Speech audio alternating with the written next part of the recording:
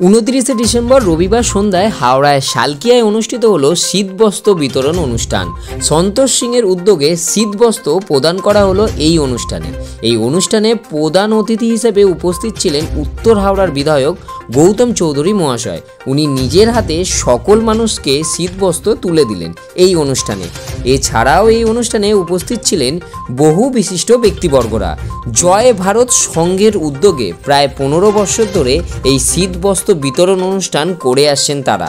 সন্তোষ সিং বলেন, ছট পুজোতে আমরা শাড়ি বিতরণ করেছি, আজ প্রায় 400 মানুষকে কম্বল বিতরণও করলাম। চেষ্টা করি এইভাবেই মানুষের পাশে থাকার।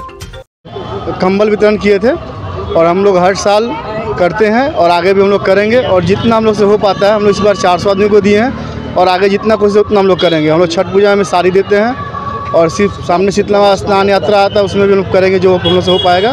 हम लोग हमेशा चाहते हैं कि हम लोग आदमी के पास हम लोग हमेशा रहें, जो कमज़ोर है उसके साथ हम लोग खड़ा रहें।